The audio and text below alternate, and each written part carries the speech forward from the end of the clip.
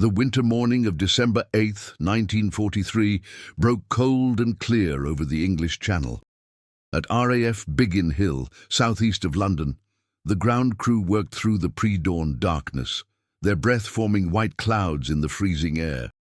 Mechanics checked fuel lines, armourers loaded ammunition belts, and riggers inspected control surfaces. The routine was familiar, but the tension never faded. Every sortie could be the last. Squadron leader James Edward Hartley stood beside his Supermarine Spitfire Mark 9, running his gloved hand along the fuselage.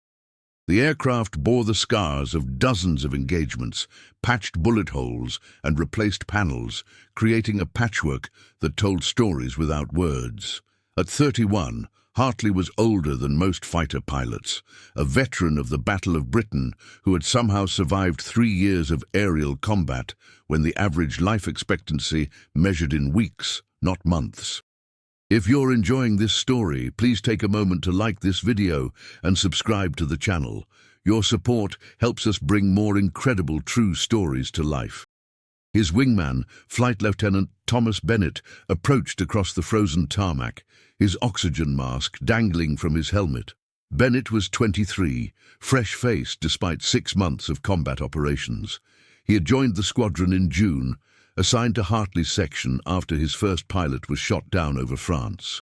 In the months since, Bennett had learned to read his leader's moods, to anticipate his movements in combat, to trust the veteran's instincts even when they seemed to defy tactical doctrine. The briefing had been straightforward. A formation of American B-17 bombers was returning from a raid on industrial targets in the Ruhr Valley. German fighters had harassed them throughout their withdrawal, and intelligence reported a major Luftwaffe presence gathering near Calais.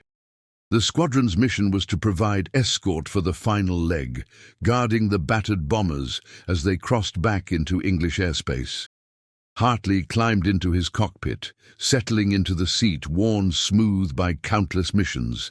The familiar ritual of strapping in, connecting oxygen and radio lines, checking instruments, grounded him in the present moment. Round the airfield, 12 Spitfires were preparing for takeoff, their Merlin engines coughing to life one by one, the sound building into a thunderous chorus that drowned out all other noise. The formation climbed eastward through broken clouds, the English countryside falling away beneath them. At 20,000 feet, the air was thin and bitterly cold despite the heated flying suit. Ice crystals formed on the canopy edges, and Hartley periodically cleared them with his gloved hand, maintaining visibility in all directions. They made contact with the bomber formation 30 miles from the French coast. The B-17s were strung out, struggling to maintain formation. Several showed visible damage, one trailing smoke from its No. 3 engine, another with its tail section shot to pieces. The bomber crews had fought their way through waves of German fighters, and their ammunition was nearly exhausted.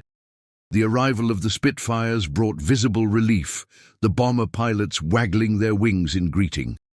The radio crackled with routine check-ins, pilots confirming positions and fuel states. Hartley scanned the sky continuously, searching for the telltale glint of sun on metal that would betray enemy aircraft.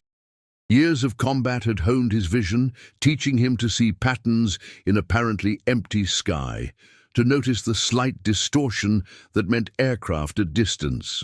23,000 feet, heading 270 degrees.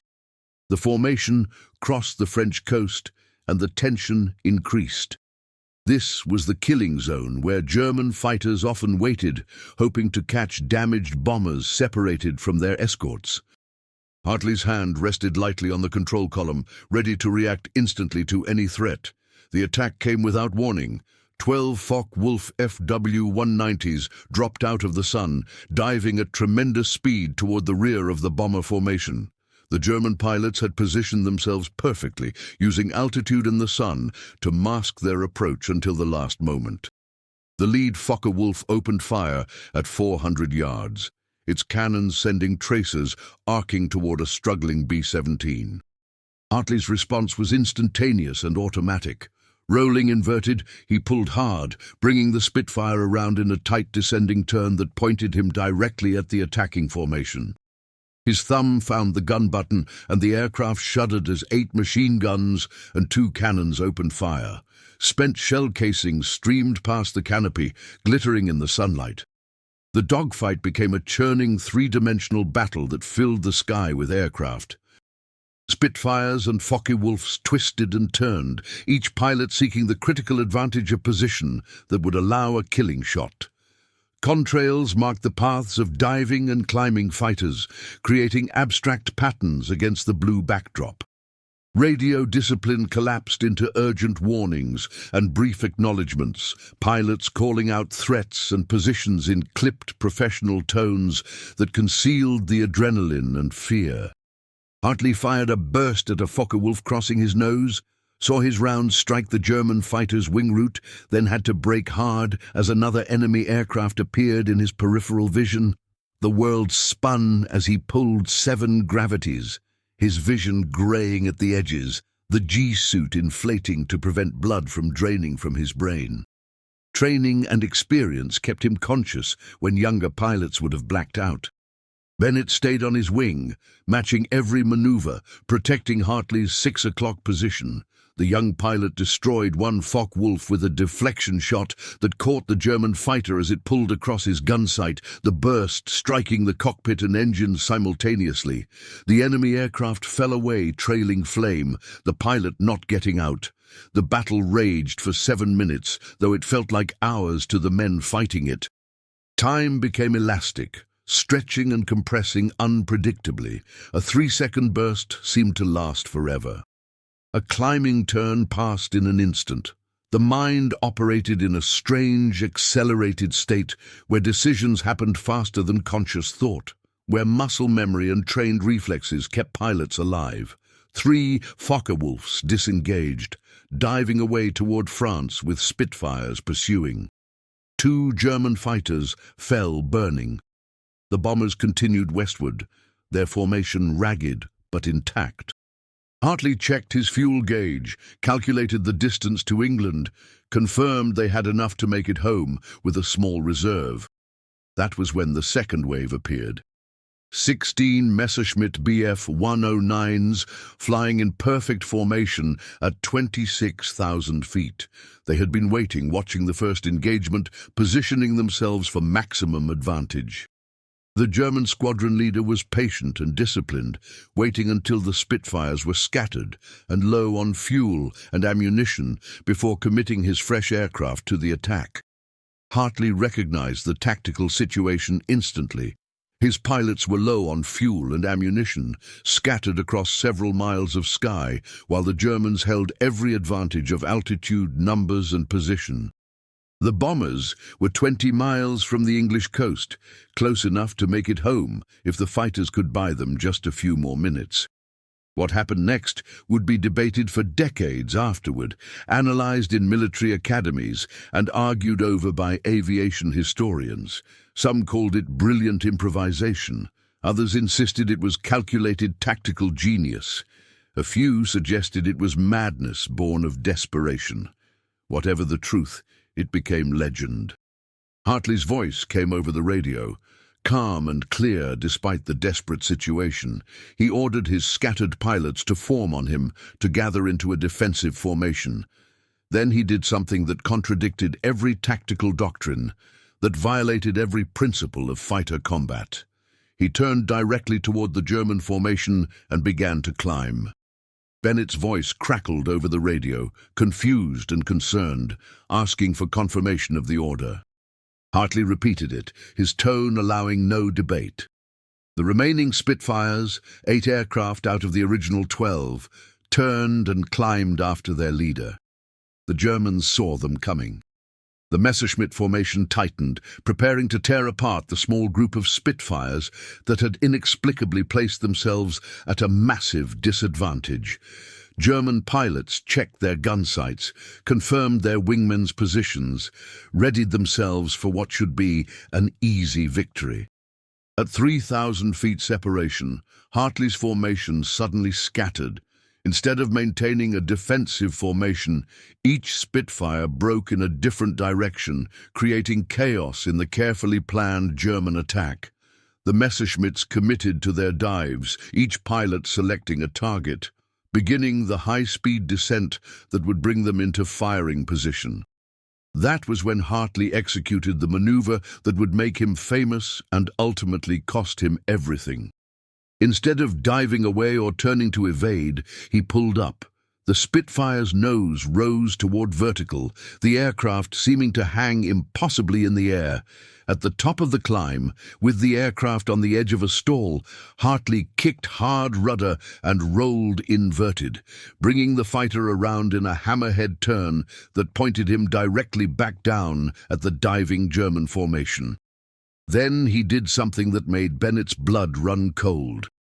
Hartley throttled back to idle, deployed his dive brakes, and dropped into a near-vertical dive directly through the center of the German formation. The Germans were diving at 400 miles per hour, focused on their individual targets, when Hartley's Spitfire appeared directly in their midst, diving faster than any of them, completely unstable and unpredictable. The carefully coordinated attack dissolved into chaos as German pilots broke in every direction, desperately trying to avoid collision with the apparently suicidal British fighter that had materialized in their midst. Two Messerschmitts collided in their frantic evasion, their wings touching briefly before both fighters disintegrated in a ball of flame. Three others spun out of control, their pilots pulling too hard in their attempts to avoid Hartley's aircraft, exceeding the structural limits of their fighters. One more Messerschmitt stalled and fell, its pilot recovering only at dangerously low altitude. Hartley pulled out of the dive at 8,000 feet, the G-forces crushing him into his seat. He had destroyed or disabled 6 enemy aircraft without firing a shot, using only audacity and physics and an intimate understanding of both his aircraft's capabilities and human psychology. The remaining German fighters scattered, their formation shattered, their attack completely disrupted. The bombers continued toward England, now with a clear path home. The surviving Spitfires reformed, heading west at maximum economical cruise speed, fuel gauges showing critical levels. Bennett flew on Hartley's wing, repeatedly calling on the radio, asking if his leader was all right. Hartley responded each time, his voice calm and professional, giving fuel readings and heading information. Everything seemed normal, except that Hartley's speech had a distant quality, as if his mind was elsewhere. They crossed the English coast at 2,000 feet, the white cliffs of Dover passing beneath them. The bomber formation was already beginning its descent toward their bases in East Anglia. The Spitfires turned south toward Biggin Hill, where ground crews would be waiting to refuel and rearm them for another sortie later that afternoon. Bennett glanced across at Hartley's aircraft. His leader was flying straight and level, apparently in complete control. The Spitfire showed no signs of damage, no smoke or fluid leaks, nothing to indicate any problem. Yet something felt wrong. Bennett had flown enough missions to trust his instincts, and every instinct was screaming that something was not right. The formation passed over Canterbury, the ancient cathedral standing among the medieval streets. They were 15 minutes from home. The radio was full of congratulatory messages, the bomber pilots praising the Spitfire squadron for their protection, intelligence officers already requesting details of the engagement for their reports. Hartley's voice came over the radio one final time. He reported his position and heading, confirmed fuel remaining, acknowledged the tower's landing clearance. His voice was professional and precise, exactly as it had been on thousands of previous missions. Then he said something that Bennett would remember for the rest of his life. "Tom, you're a good wingman, a good pilot. You'll make squadron leader someday. Remember what we talked about at the pub last week? Tell Margaret I was thinking of her." Before Bennett could respond, before he could ask what Hartley meant, the squadron leader's Spitfire rolled gently to the left and dove toward a bank of low clouds. Bennett called out, his voice urgent, but received no response. He followed, pushing his throttle forward, trying to catch up. The cloud bank swallowed Hartley's aircraft and Bennett plunged in after him. The cloud was thicker than it had appeared, visibility dropping to 0 in seconds. Bennett flew on instruments, searching desperately for any sign of his leader's aircraft. He called repeatedly on the radio, receiving only static in response. After 2 minutes that felt like eternity, he broke out of the cloud base at 500 feet, expecting to see Hartley's Spitfire somewhere ahead. The sky was empty. The Kent countryside stretched out below, fields and villages peaceful in the winter afternoon. No aircraft, no smoke, no sign of a crash. Nothing. Bennett circled the area for 10 minutes, his fuel gauge now showing empty tanks, before accepting that he had to return to base. He landed at Biggin Hill with barely enough fuel to taxi to his dispersal point. Ground crew swarmed his aircraft as soon as the propeller stopped, asking where the squadron leader was, expressing concern about his delayed return. Bennett climbed from his cockpit, his legs unsteady, and told them that Hartley had disappeared into clouds and never emerged. Within minutes, every available aircraft was being prepared for a search mission. Intelligence officers pulled maps, calculating possible crash sites based on last known position and fuel remaining. Rescue teams prepared to deploy to any location where wreckage might be spotted. The search lasted 3 days. Every field, forest and village in a 50-mile radius of Hartley's last known position was examined from the air and, where possible, on the ground. Hundreds of people joined the effort, soldiers and civilians alike, spreading out across the countryside, looking for any sign of a crashed aircraft. The Royal Observer Corps, whose spotters maintained constant watch on the skies, reported nothing. Radar stations showed no unidentified contacts. Crash sites reported by civilians all proved to be something other than Hartley's Spitfire. The investigation that followed was thorough and frustrating. Hartley's aircraft had been carefully maintained, its service record impeccable. His fuel had been sufficient to reach base with a small reserve. Weather conditions, while cloudy, were well within the capabilities of an experienced pilot. His radio had been functioning normally, his last transmission clear and professional. Medical records showed no health issues that might explain sudden incapacitation. Bennett was interviewed repeatedly, asked to recount every detail of the mission multiple times. He described the dogfight, the desperate situation with the second wave of German fighters, Hartley's impossible maneuver that scattered the enemy formation. He repeated word for word his leader's final radio transmission, the cryptic message that seemed to suggest Hartley knew something was about to happen. Intelligence officers became interested in that last message. They wanted to know what conversation Hartley had referenced, what he and Bennett had discussed at the pub the previous week. Bennett explained that it had been nothing significant, just the usual talk between pilots between missions. They had discussed tactics, equipment, the progress of the war. Hartley had mentioned his wife Margaret, talked about what they might do after the war ended, expressed his hope that they might buy a small house somewhere quiet, away from cities and air bases. Yet something about the message bothered the investigators. The phrasing was too deliberate, too specific. It sounded like a man saying goodbye, not a man expecting to land at his home base in 15 minutes. The official report concluded that squadron leader James Edward Hartley had likely suffered some form of sudden medical incapacitation, possibly hypoxia or stroke, causing him to lose consciousness and crash into the English Channel. The lack of wreckage was explained by the deep water and strong currents that could have carried debris far from any search area. It was noted that many aircraft had disappeared in the Channel over the course of the war, lost without trace in waters that kept their secrets well. The report was classified and filed. Hartley's name was added to the memorial at Biggin Hill, along with all the other pilots who had not returned.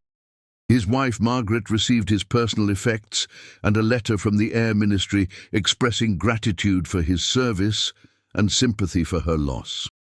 She never remarried, never quite believed the official explanation, Always maintaining that something more had happened that December afternoon, Bennett continued flying missions, eventually making squadron leader as Hartley had predicted. He survived the war, flying 217 combat missions, but he never forgot his last flight with James Hartley. He never stopped looking at clouds, half expecting to see a Spitfire emerge, its pilot waving an apology for the delay. Years later, when he was asked about the maneuver Hartley had executed, the impossible dive through the German formation that scattered 16 fighters without firing a shot, Bennett struggled to explain it. He could describe the mechanics of what happened, the physics of the dive, and the psychological impact on the German pilots. But he could never quite articulate why Hartley had done it. What calculation or instinct had led him to choose such an insane tactic? Some historians suggested Hartley had been inspired by tactics he had seen in the Battle of Britain, where desperate situations demanded unconventional responses. Others proposed he had been influenced by accounts of aerial combat from the First World War, where pilots like Manfred von Richthofen had sometimes achieved victory through sheer audacity rather than superior firepower. A few theorists went further, suggesting that Hartley's disappearance was not accidental at all. They pointed to the deliberate nature of his final message, the way he had ensured his aircraft showed no signs of distress before entering the clouds. They proposed that he had somehow survived, that he had deliberately vanished for reasons that remained unclear decades later. The theories became more elaborate over time. Some claimed Hartley had been working for intelligence services, that his disappearance was part of a covert operation that remained classified.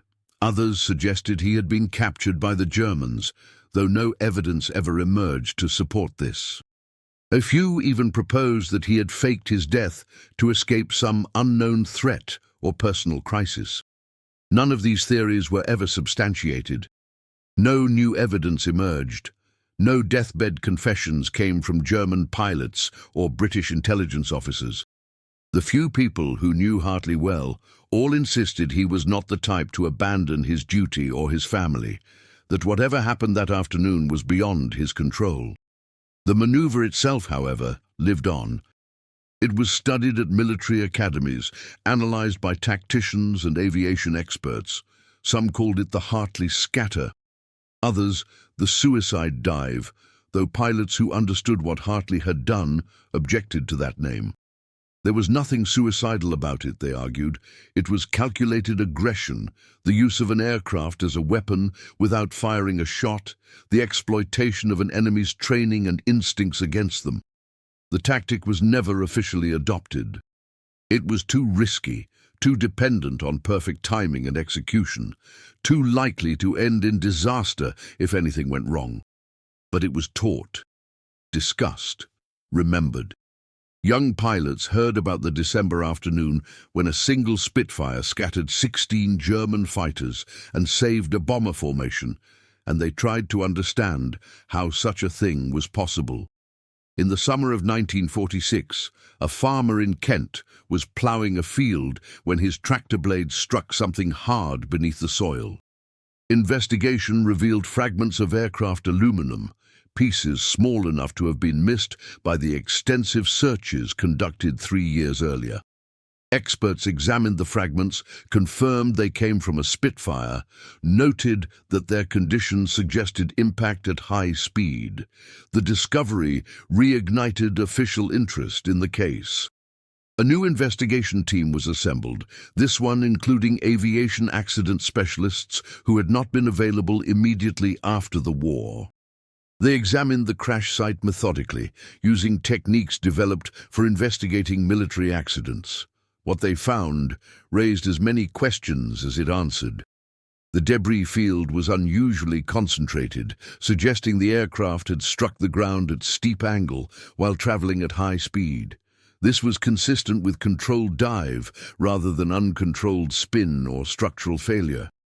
The distribution of fragments indicated the aircraft had been largely intact at impact, not breaking apart in flight. These findings contradicted the hypothesis of sudden structural failure or pilot incapacitation. Investigators carefully mapped the location of every significant piece of wreckage. Engine components were found deepest, having penetrated several feet into the soil. Control surface fragments were scattered in a pattern that suggested they had torn away during the ground impact, rather than separating in flight. The propeller blades showed damage consistent with rotation at impact, indicating the engine had been running when the aircraft struck ground. All of this painted a picture of an aircraft under power, diving steeply, but in controlled flight right up until impact. It suggested a conscious pilot making deliberate inputs to the controls. But why would Hartley have done this? If he was in control, why not pull out of the dive? If his aircraft was functioning, why not return to base? The investigators considered various scenarios. Perhaps the dive had been so steep that Hartley could not generate enough lift to recover. But calculations showed a Spitfire Mark 9 should have been able to pull out from any dive it could enter, assuming the pilot was conscious and the controls functioned. The airframe was robust, designed to withstand the stresses of combat maneuvers. Perhaps visibility had been so poor in the clouds that Hartley had become disoriented, unable to tell which way was up. But the crash site was 15 miles from where he had entered the clouds, suggesting he had flown a relatively straight course, rather than the erratic path of a disoriented pilot. Also, his final radio transmission had been clear and professional, showing no signs of confusion or distress. The possibility of oxygen system failure received serious consideration. At the altitudes where the engagement had occurred, oxygen was essential. A malfunction could have caused hypoxia, leading to impaired judgment and eventual unconsciousness. But the aircraft's oxygen system was found largely intact in the wreckage, and there was no evidence of pre-existing damage or maintenance issues that might have caused failure. Carbon monoxide poisoning was another theory. A crack in the engine or exhaust system could have allowed fumes into the cockpit, gradually incapacitating the pilot. This would explain why Hartley had seemed normal over the radio initially, but then behaved strangely. However, the post-war investigation found no evidence of such damage, though the investigators acknowledged that 3 years in the ground might have obscured critical details. Some investigators proposed that Hartley had been wounded during the engagement. The German fire had struck him without damaging his aircraft significantly. Internal bleeding or organ damage could have caused delayed incapacitation. But Bennett and the other pilots had seen no indication that Hartley's aircraft had been hit, and no bullet holes were found in the cockpit area of the wreckage. If Hartley had been wounded, it must have been by fragments or ricochets that left no obvious traces. The most puzzling aspect was the location. Hartley had been 15 minutes from home base when he entered the clouds. He had sufficient fuel to reach Biggin Hill easily, yet he had flown another 15 miles and crashed in an open field. If he had been conscious and in control, why continue flying away from base? If he had been unconscious or incapacitated, how had he maintained such a steady course? One investigator proposed that Hartley might have been trying to reach an alternate airfield, perhaps concerned about his aircraft's condition or his own medical state. Several emergency landing strips existed within range.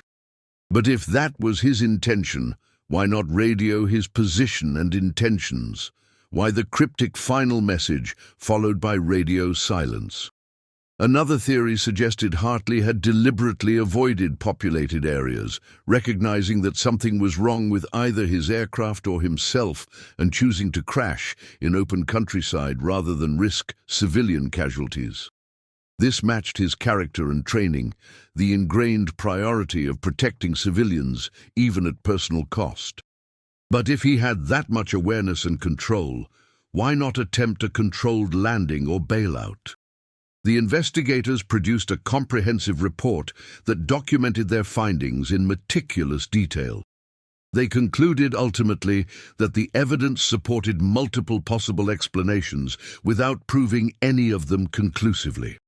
The cause of squadron leader Hartley's crash and death remained officially undetermined, though various scenarios were listed as more or less probable based on the available evidence. The report recommended improved oxygen system monitoring, better training in recognition of hypoxia symptoms, and enhanced radio communication protocols for pilots reporting any medical or mechanical issues. These recommendations were implemented, potentially saving lives in subsequent years, though they provided no comfort to those wanting definitive answers about Hartley specifically. The discovery provided some closure, confirming that Hartley had indeed crashed, though the exact circumstances remained mysterious. The location was 15 miles from his last known position, well outside the original search area. How he had traveled that far without being seen by the extensive observer network, why he had continued flying after entering the clouds, remained unexplained. Margaret Hartley was informed of the discovery. She traveled to the crash site, stood in the field where her husband's aircraft had ended its flight, placed flowers on the spot. When asked if the finding brought her peace, she said only that she was glad to know he was found, that he would not remain lost forever. But even with the crash site located, questions persisted. The impact pattern was wrong, the distribution of debris inconsistent with a pilot who had lost consciousness. The angle suggested controlled flight almost until the moment of impact, as if Hartley had been awake and in command right up to the end. One investigator, a young officer who had not been involved in the original search, proposed a different theory. He suggested that Hartley had experienced some form of equipment failure after entering the clouds, something that prevented him from climbing or turning but allowed him to maintain straight flight. Unable to see where he was going, running out of fuel, he might have deliberately chosen to crash in an open field rather than risk hitting a village or farmhouse. It was a theory that fit the evidence better than the official explanation.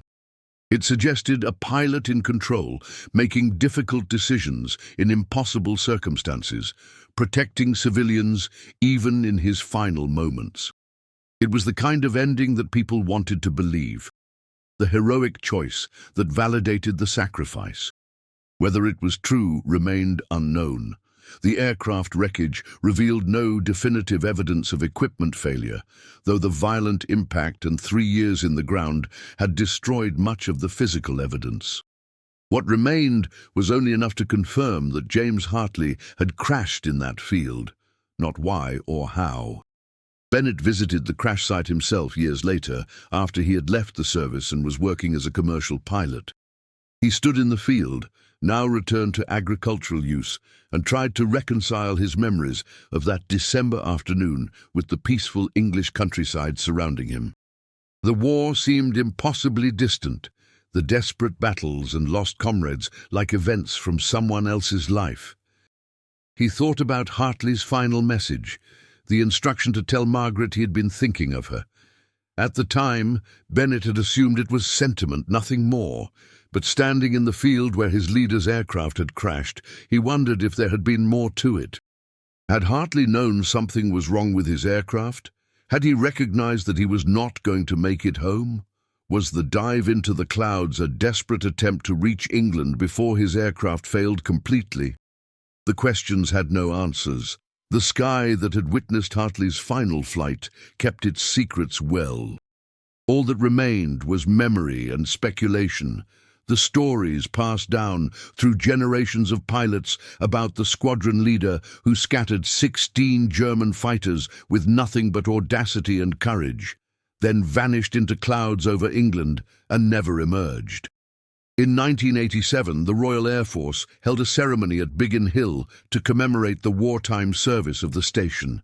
Veterans attended, old men now, their flying days long past. Bennett was there, one of the few survivors of the original squadron. He stood before the memorial that bore Hartley's name, listening to speeches about sacrifice and duty and the men who had given everything to defend their country. After the ceremony, A young pilot approached him, eager to hear stories from the war. Bennett obliged, recounting missions and battles, the fear and excitement and exhaustion of combat operations. Eventually, the conversation turned to Hartley, to the legendary maneuver and the mysterious disappearance. The young pilot asked the question that everyone asked. What did Bennett think had really happened that December afternoon? Had Hartley crashed due to equipment failure? Had he suffered medical incapacitation? Had there been something else, some factor that the investigations had missed? Bennett was quiet for a long moment, looking at the memorial, at his leader's name carved into stone among so many others. When he finally spoke, his voice was thoughtful, choosing words carefully. He said that he had spent 40 years thinking about that afternoon, replaying every moment in his mind, analyzing every detail. He had considered every theory, every explanation, every possibility. And after all that time, after all that thought, he still did not know what had happened. Perhaps Hartley had experienced equipment failure. Perhaps he had suffered some medical crisis. Perhaps there had been factors that no investigation could uncover. But Bennett also said that it did not really matter. What mattered was what Hartley had done before he disappeared. In the moment when it counted, when his pilots were outnumbered and outpositioned and the bombers they were protecting were vulnerable and alone, Hartley had found a way to win. He had taken an impossible situation and turned it into victory through nothing but skill and courage and absolute commitment to his mission. That was the legacy that deserved to be remembered. Not the mystery of the disappearance, but the certainty of the achievement. Hartley had saved his squadron, protected the bombers, accomplished his mission despite overwhelming odds. How his story ended was less important than what he had accomplished before it ended. The young pilot seemed to accept this, though Bennett could see the disappointment in his eyes. Everyone wanted the mystery solved, the questions answered. But some stories resisted closure, maintaining their secrets despite all efforts to reveal them. In the days and weeks following that conversation, Bennett found himself thinking more deeply about Hartley than he had in years. The ceremony had reopened old wounds, brought back memories he had carefully compartmentalized over the decades. He remembered not just the final mission, but all the missions before it, the hundreds of hours he had spent flying on Hartley's wing, learning from a master of aerial combat. He remembered their first flight together, when Bennett had been fresh from training, terrified and trying desperately not to show it. Hartley had taken him aside before the mission, spoken to him quietly about fear and courage and the difference between them. Fear was natural, Hartley had said, the body's way of preparing for danger. Courage was not the absence of fear, but the decision to act despite it. The best pilots were not fearless, but rather those who acknowledged their fear and flew anyway. That conversation had stayed with Bennett through his entire combat career. When he found himself in impossible situations, when enemy fighters outnumbered him and survival seemed unlikely, he remembered Hartley's words. He felt the fear, accepted it, then set it aside and did what needed to be done. It was a lesson that had saved his life countless times. Bennett also remembered the quieter moments, the conversations between missions when pilots waited for the next scramble order. Hartley had talked about his life before the war, his work as an engineer, his marriage to Margaret, his hopes for the future. He had spoken with certainty about surviving the war, about returning to civilian life, about buying that house in the countryside where he and Margaret could live in peace. There had been no fatalism in Hartley, no sense that he expected to die. He had been a careful pilot, calculated in his risks, never taking unnecessary chances. Other pilots developed reputations for recklessness, for pressing attacks beyond prudent limits, but not Hartley. He fought intelligently, conservatively when possible, aggressively only when the situation demanded it. That made his final maneuver all the more remarkable. The dive through the German formation was not reckless abandon, but calculated audacity. Hartley had assessed the situation, recognized the tactical requirements, and executed a solution that no one else would have considered. It was brilliant improvisation, born of deep understanding, not desperate gamble by someone with nothing to lose. Bennett wondered what had gone through Hartley's mind in those final moments. Had he known his aircraft was damaged or malfunctioning? Had he felt the onset of whatever medical crisis the official report suggested? Or had something else happened, something beyond the scope of the investigations and theories? The cryptic final message continued to haunt Bennett. Remember what we talked about at the pub last week? At the time, and in all the years since, Bennett had dismissed it as sentiment, a man wanting to leave some final words with his wingman. But now, reconsidering it with the perspective of decades, he wondered if there had been more to it. What had they talked about at that pub? Bennett closed his eyes, reaching back through 40 years of memories, trying to reconstruct the conversation. They had discussed the war, certainly. Everyone discussed the war. But what specific topics had they covered? What had Hartley said that might have been significant enough to reference in his final transmission? Slowly, painfully, the memory returned. They had been talking about tactics, about the evolution of aerial combat since the early days of the war. Hartley had been animated, excited about some idea he was developing. He had talked about using the aircraft itself as a weapon, about psychological warfare in the sky, about exploiting an enemy's training and expectations against them. He had described, almost exactly, the maneuver he would execute 3 days later.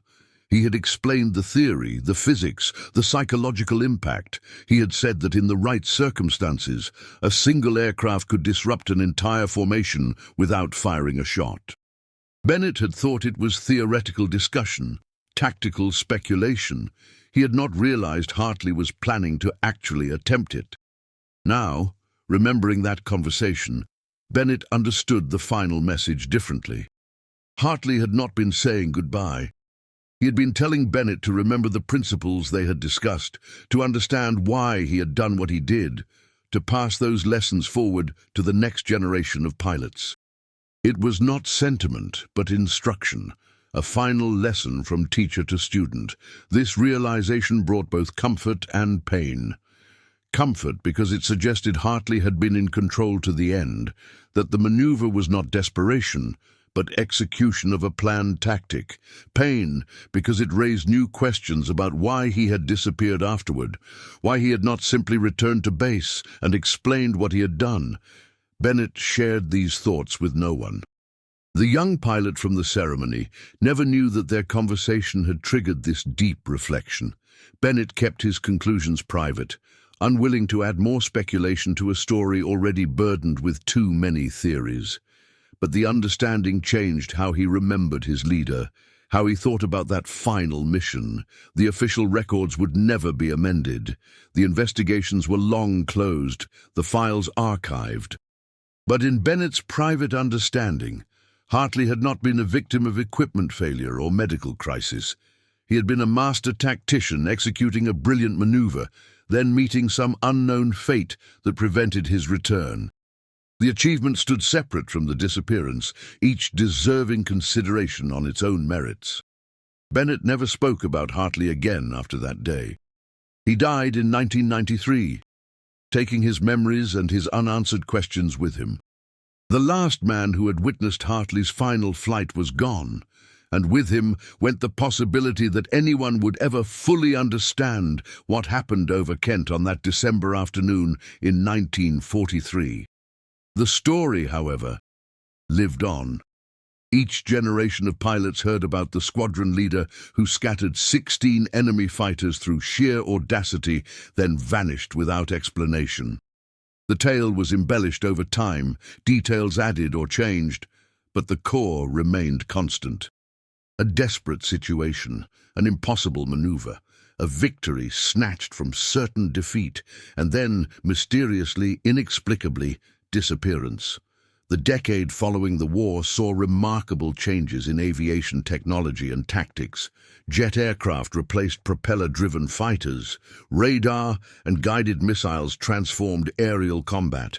The skills that had kept pilots alive in 1943 became obsolete, replaced by new techniques for new threats. Yet Hartley's story remained relevant because it illustrated principles that transcended technology. The importance of understanding your enemy, the value of creative thinking under pressure, the willingness to execute unconventional solutions when conventional approaches failed. These lessons applied regardless of aircraft type or weapon systems. They were about human factors, psychology, decision-making in crisis. They remained valid even as the technical details of combat evolved. Fighter pilot instructors at Cranwell and other RAF training bases incorporated Hartley's story into their curriculum. They did not teach the specific maneuver, which would have been impossible in jet aircraft anyway, but rather the thinking behind it. They challenged students to analyze tactical situations, to identify assumptions that could be exploited, to consider options beyond standard doctrine. The exercises often began with the same scenario Hartley had faced. 8 fighters, low on fuel and ammunition, facing 16 fresh enemy aircraft with altitude and position advantage. Students were asked how they would respond. Most proposed defensive maneuvers, forming tight formations, trying to hold until reinforcements arrived. These were textbook answers, correct according to doctrine. Then the instructors would describe what Hartley had actually done. The initial confusion would give way to fascination as students realized the brilliance of the approach. Questions would follow, students trying to understand how someone could have conceived such a tactic in the heat of battle. The instructors emphasized that Hartley had not invented the maneuver in that moment, but had thought through the possibilities long before, prepared mentally so that when circumstances demanded it, he could execute without hesitation. This became a key teaching point. Preparation and study mattered as much as natural ability.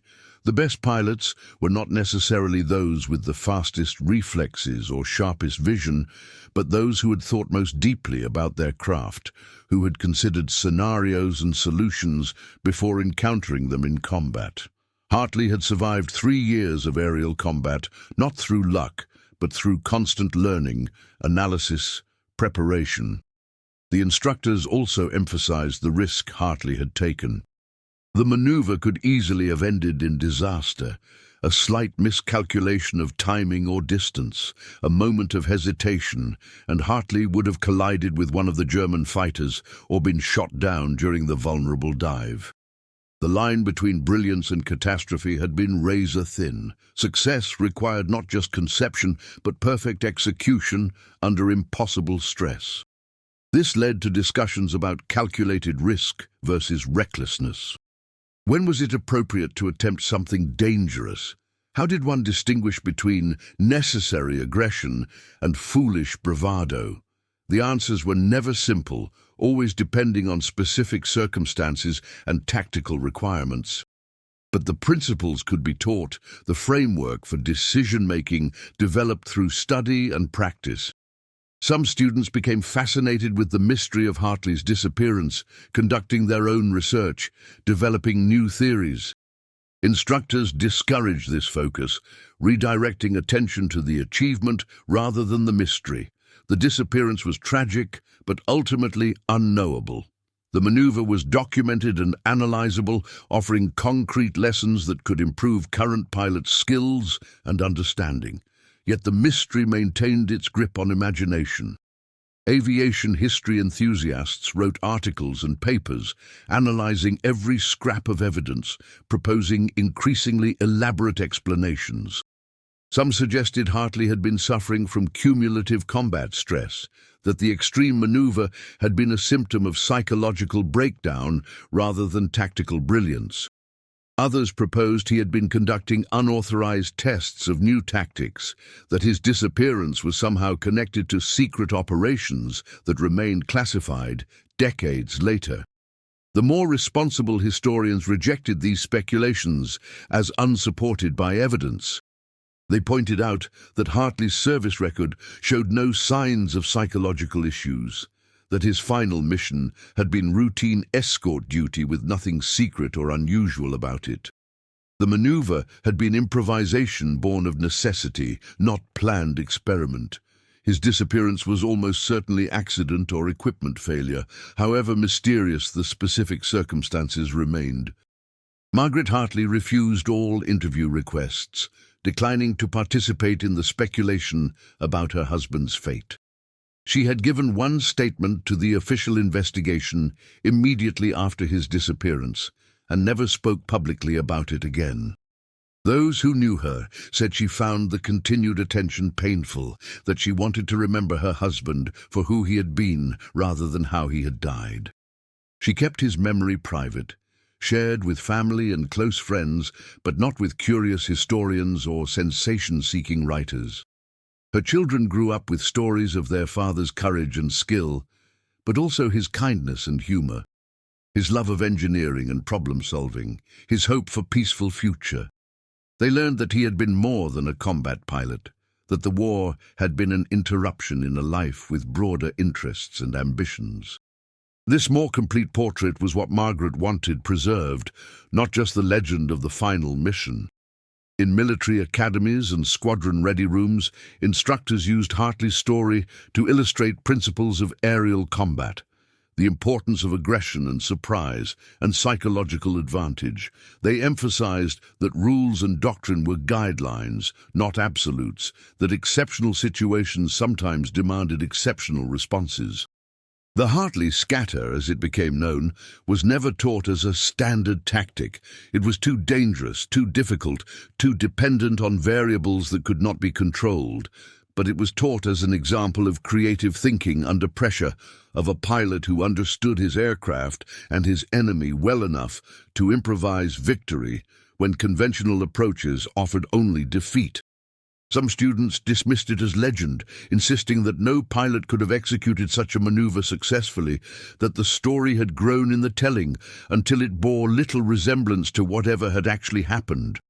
Others saw it as proof that greatness came from those who were willing to risk everything, who understood that following rules guaranteed nothing, and that sometimes survival demanded breaking every principle in the book. The truth, as always, lay somewhere between these extremes. What Hartley had done was real and documented, witnessed by multiple pilots and confirmed by German records that showed the loss of 6 aircraft in circumstances that matched the British accounts. But the execution required not just courage, but also years of experience, intimate knowledge of aircraft performance, and the kind of split-second decision-making that could not be taught or trained, only developed through countless hours in combat. The mystery of the disappearance remained unsolved. The crash site provided no definitive answers. The official records offered only speculation. The few witnesses were long dead, their memories gone with them. All that remained were questions and theories and the enduring story of a pilot who achieved the impossible and then vanished into history. Margaret Hartley lived until 1998, maintaining until the end that she believed her husband had tried to come home, that whatever prevented him was beyond his control. She kept his medals and photographs, told their children and grandchildren about the man who had fought to protect his country, and never returned. She insisted that he be remembered not for how he disappeared, but for how he lived, for the courage and skill and dedication he brought to every mission. The RAF Museum at Hendon dedicated an exhibit to the pilots of Biggin Hill, including a section on Hartley and his final mission. The display featured his service record, photographs, accounts from other pilots, and a scale model of the engagement showing the positions of aircraft during the famous maneuver. Visitors could watch a video recreation based on eyewitness accounts and German records, seeing the impossible dive that scattered the enemy formation. But the exhibit also acknowledged the mystery. A panel discussed the various theories about Hartley's disappearance, presented the evidence for and against each explanation. concluded honestly that no definitive answer existed. Some visitors found this unsatisfying, wanting clear resolution. Others appreciated the honesty, the admission that history sometimes resisted neat conclusions. The exhibit's final panel quoted Bennett's words from the 1987 ceremony. His assertion that what mattered was not how Hartley's story ended, but what he accomplished before it ended. Legacy, the panel suggested, was built through actions and achievements, not through the circumstances of death. In the 21st century, aviation historians continue to analyze the Hartley case, using modern investigative techniques and computer modeling to test various theories. They confirmed that the maneuver was feasible, that a Spitfire Mark 9 could have executed the dive under the conditions described. They calculated fuel consumption and flight paths, determined that Hartley could have reached the crash site on his remaining fuel. They examined weather records, found nothing that would have prevented controlled flight. Computer simulations recreated the engagement in precise detail, using performance data for both Spitfires and Messerschmitts, wind conditions from meteorological records, and eyewitness accounts to establish initial positions. The simulations confirmed that Hartley's dive would have appeared exactly as Bennett described, a Spitfire plunging through the German formation at tremendous speed, forcing evasive maneuvers that scattered the carefully coordinated attack. The simulations also tested various scenarios for what might have happened after Hartley entered the clouds. If he had maintained heading and speed, he would have emerged from the cloud base approximately where Bennett lost sight of him. If he had continued straight flight afterward, he would have reached the crash site location with fuel to spare. The timeline worked, the physics checked out, but the motivation remained mysterious. Modern crash investigators, using techniques developed for analyzing commercial aircraft accidents, examined photographs and measurements from the 1946 investigation. They created three-dimensional models of the debris field, analyzed impact angles and energy transfer, estimated the aircraft's speed and attitude at the moment of impact. Their conclusions matched those of the original investigators, but with greater precision and confidence. The aircraft had struck ground while in a dive of approximately 60 degrees from horizontal, traveling at an estimated 420 miles per hour. The pilot had not attempted to pull out or reduce speed significantly before impact. The controls had been functioning, the aircraft structurally sound. Everything pointed to a conscious pilot deliberately flying into the ground, yet this conclusion contradicted everything known about Hartley's character and situation. Some modern researchers applied psychological analysis, attempting to understand Hartley's mental state in those final minutes. Combat stress and its long-term effects were better understood now than in 1943. Pilots who flew hundreds of combat missions accumulated psychological damage that might not be immediately apparent but could affect judgment and behavior in subtle ways. Could Hartley have been suffering from what would now be recognized as post-traumatic stress disorder? His 3 years of nearly continuous combat operations certainly exposed him to trauma. The loss of squadron mates, the constant proximity to death, the physical and mental exhaustion of sustained operations, all took their toll even on the most resilient personalities. Perhaps the extreme stress of the final engagement had triggered some psychological crisis that manifested in erratic decision-making afterward. Yet this theory faced the same objection as all the others. Hartley's radio communications had been normal, his flying precise, his tactical decision-making brilliant. If he was experiencing psychological breakdown, it left no trace in his behavior or performance until after he entered the clouds. The sudden transition from complete competence to fatal error seemed inconsistent with gradual psychological deterioration.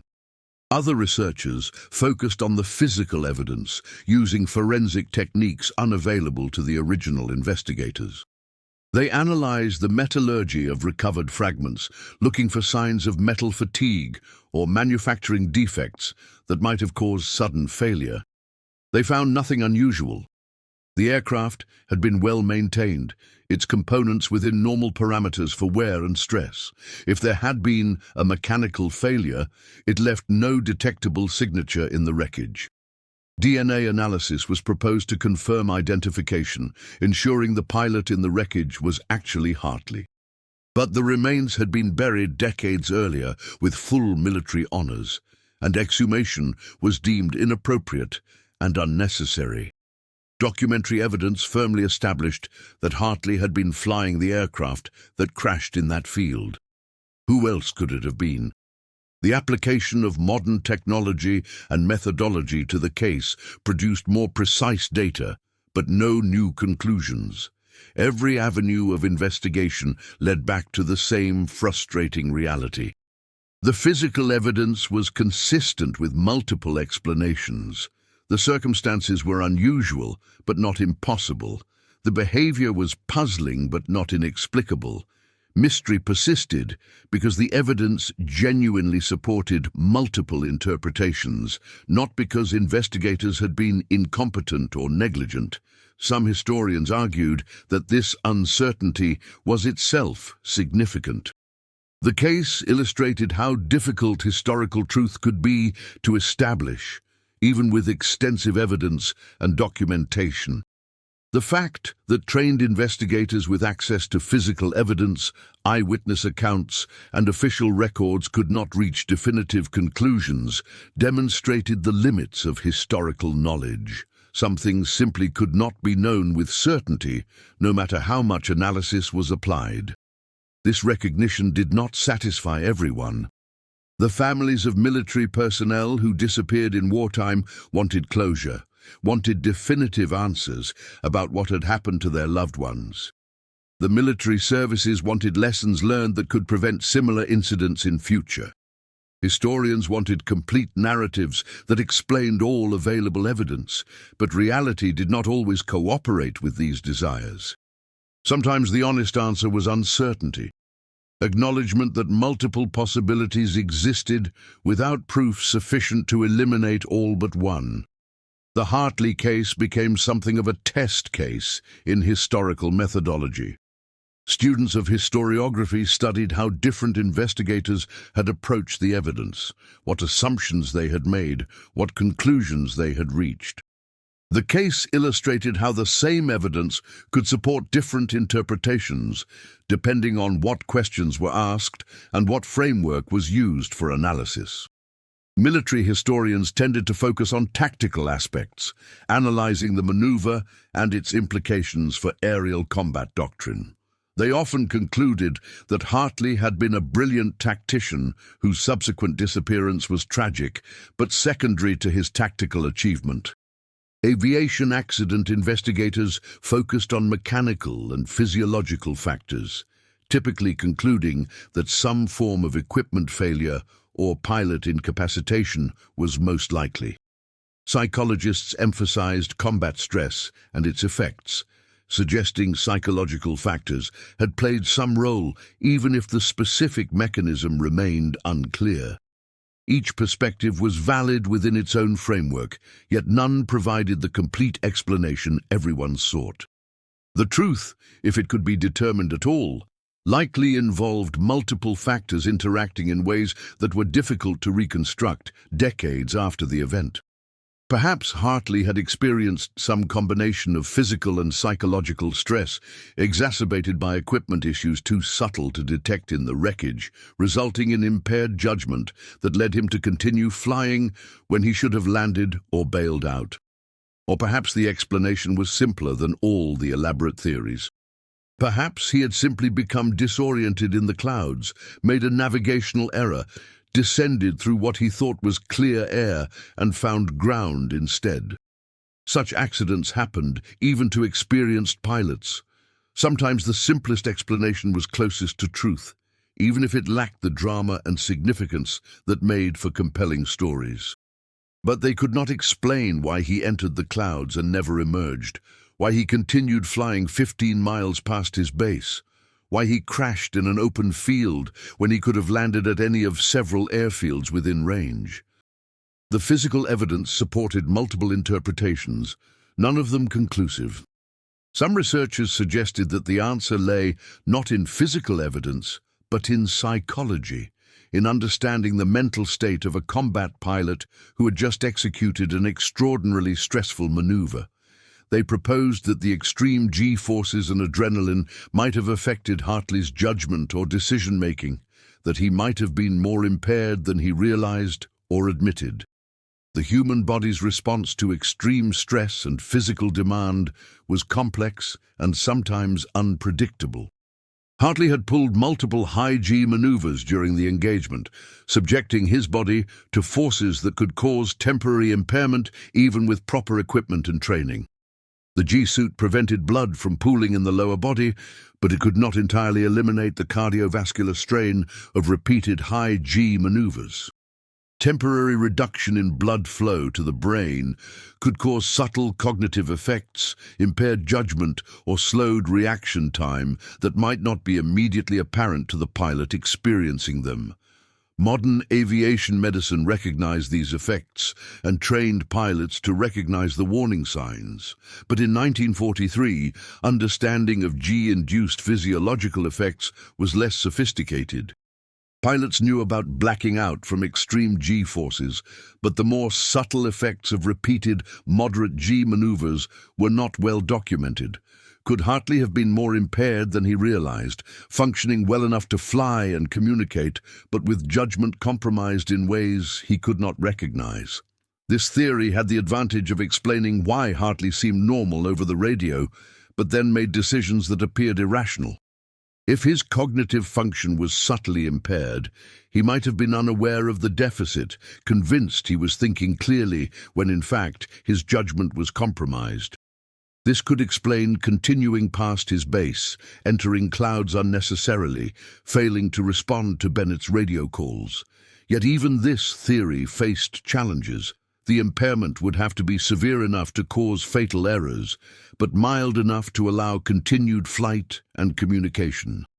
The timing would have to be extraordinarily unfortunate, the effects manifesting precisely after the successful completion of a complex maneuver, but before safe return to base. It was possible, but it required a remarkable convergence of unlikely factors. The cultural impact of Hartley's story extended beyond military aviation. The combination of heroic achievement and mysterious disappearance captured public imagination in ways that straightforward combat accounts did not. Books and articles appeared over the decades, some serious historical studies, others sensationalized accounts that prioritized drama over accuracy. Documentary filmmakers requested access to RAF archives, hoping to uncover new details that might solve the mystery. Margaret Hartley consistently refused participation in these projects.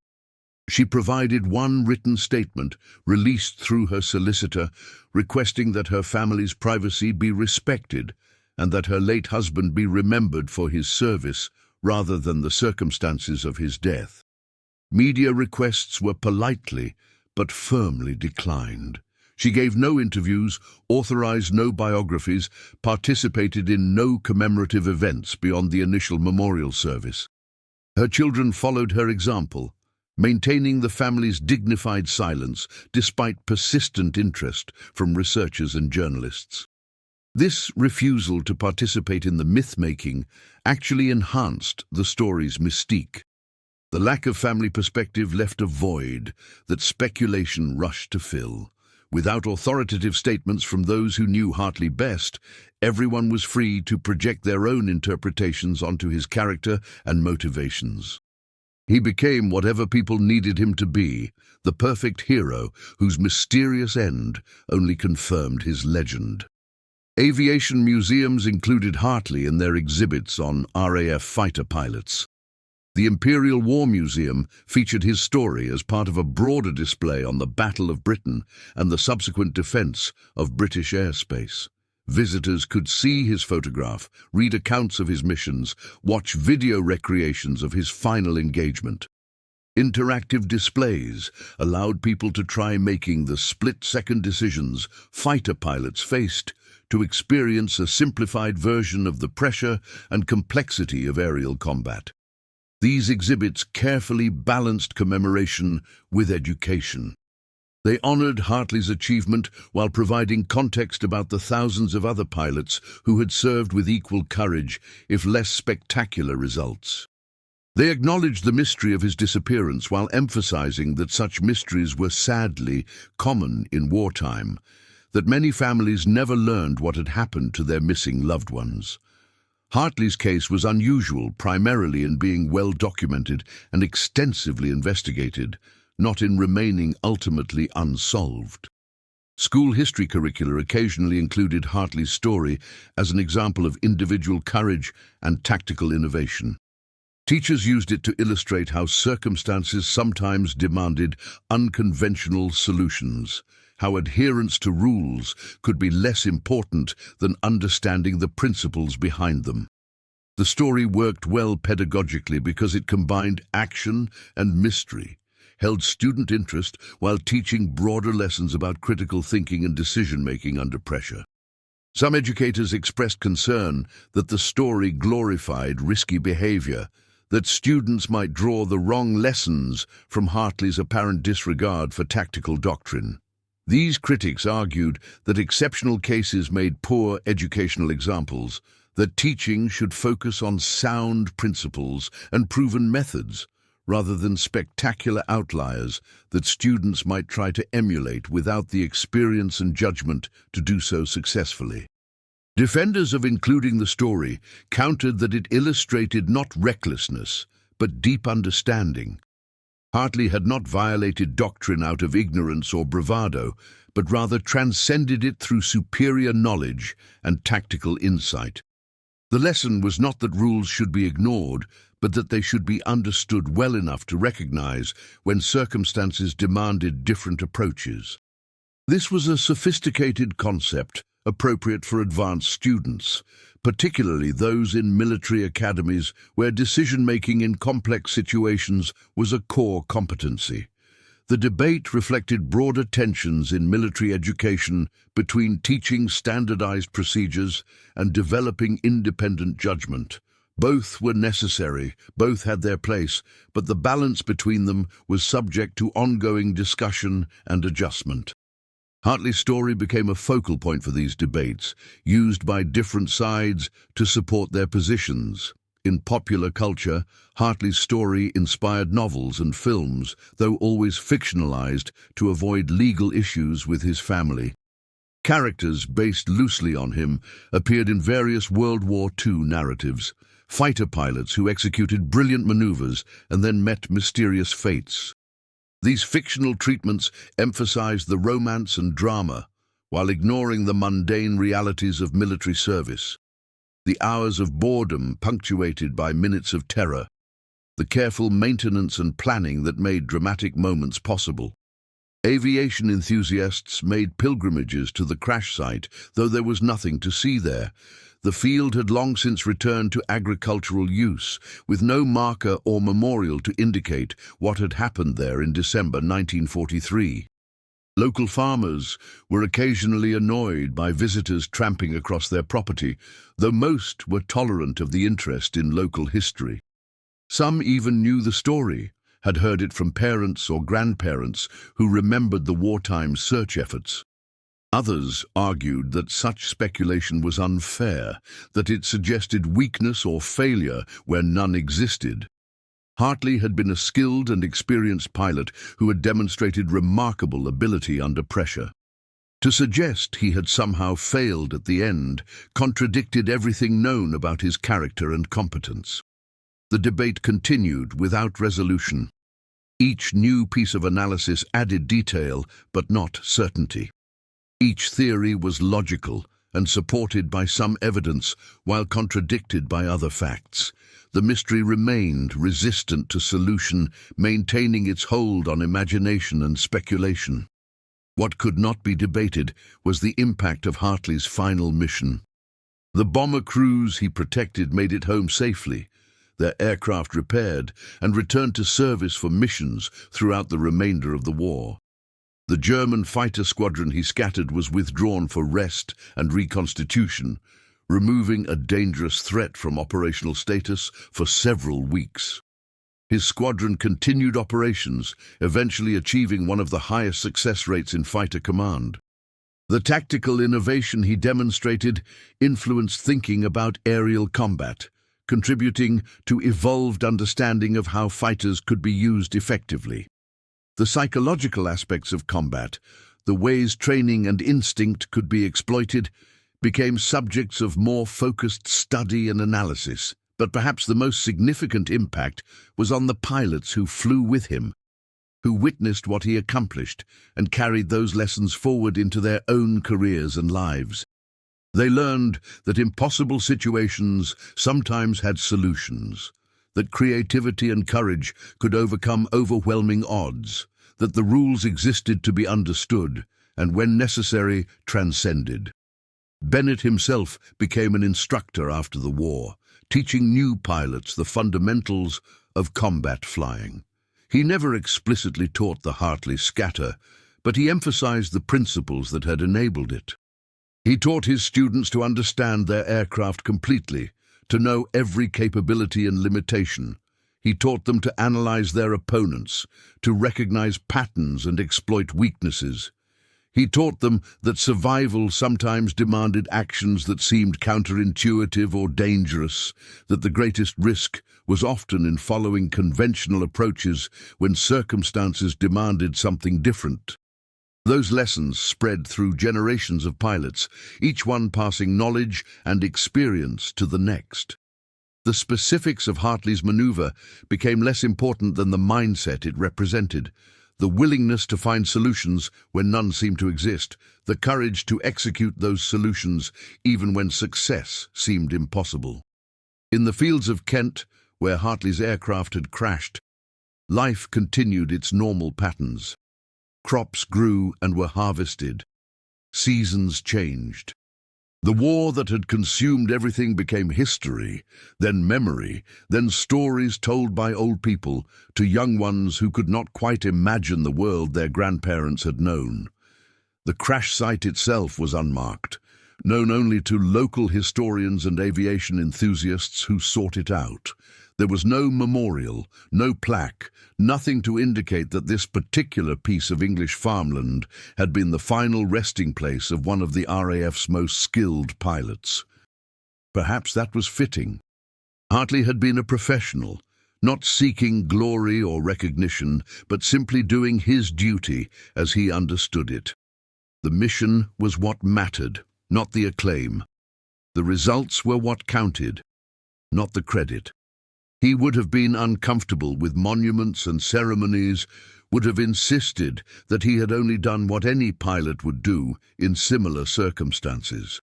But those who studied his final flight knew better. What Hartley had accomplished that December afternoon was not something any pilot could do. It required a unique combination of skill, experience, courage, and creative thinking that came together in one perfect moment of crisis. It was the kind of achievement that defined excellence, that set standards for generations that followed, and then, mysteriously, impossibly, he was gone, vanished into clouds over England, disappearing from history in the moment of his greatest triumph. No explanation, no resolution, no answers to the questions that would echo through decades. The mystery endured because it resisted solution, because every investigation led to more questions rather than answers, because the evidence supported multiple interpretations without proving any of them definitively. It became part of the story, inseparable from the achievement, adding depth and dimension to the legend. Perhaps that was appropriate. In a war where so many had disappeared without trace, where thousands of aircraft had been lost over sea and land, leaving no clues to their fate, Hartley's disappearance was sadly unremarkable. What made it notable was not that he vanished, but that he had accomplished something extraordinary just before vanishing, leaving behind a legacy that transcended the mystery of his end. The December sky over Kent remained unchanged, indifferent to the human dramas played out beneath it. Clouds still formed and dispersed, wind still blew. The same physical laws that had governed Hartley's final flight continued to operate, caring nothing for human questions or needs or desires for closure. But for those who flew, who understood what it meant to climb into a small aircraft and engage an enemy in three-dimensional combat where mistakes meant death, the story of James Hartley resonated across decades. It reminded them that excellence was possible even in desperate circumstances, that courage and skill could overcome overwhelming odds, that the impossible was sometimes simply the difficult executed without hesitation. And it reminded them that some questions had no answers, that history kept its secrets well, that understanding everything was less important than honoring what could be known and understood. Squadron leader James Edward Hartley flew his final mission on December 8, 1943. He scattered 16 enemy fighters without firing a shot, protected a formation of damaged bombers, ensured his squadron made it home safely. Then he entered a cloud bank over England and never emerged, disappearing into history and mystery in equal measure. What happened in those final moments, where he went, why he crashed where he did, remained unknown. Investigations found evidence but no conclusions. Theories offered possibilities but no certainties. The mystery endured across generations, fascinating new researchers and historians, each one hoping to be the one who finally solved the puzzle. But the puzzle resisted solution. The clouds that had swallowed Hartley's Spitfire that December afternoon kept their secret well. The English countryside where he had flown his final miles offered no revelations. The official records documented facts but not understanding. All that remained was the achievement and the mystery, intertwined and inseparable, both part of a story that had become legend. A pilot who pulled the suicide move that scattered 12 fighters, executed the impossible when it mattered most, and then vanished without trace into the grey December sky over England. His name remained on the memorial at Biggin Hill, carved into stone among all the others who had not returned. His story lived on in squadron ready rooms and history books, told and retold to new generations who tried to understand both what he had accomplished and how his story had ended. The full truth died with him in that Kent field, buried beneath English soil, along with the twisted remains of his Spitfire. What lived on was legacy, the memory of excellence under pressure, the proof that courage and skill could achieve the impossible, the reminder that some stories resist neat conclusions, but deserve to be remembered anyway. James Hartley scattered 16 enemy fighters on December 8, 1943, saving his squadron and protecting the bombers he had been sent to guard. Then he disappeared into clouds and legend, leaving behind questions that would echo through history and achievements that would inspire generations of pilots who came after. That was his story. That was his legacy. The mystery of how it ended could never diminish what he accomplished before the end. And perhaps that was the most important lesson of all.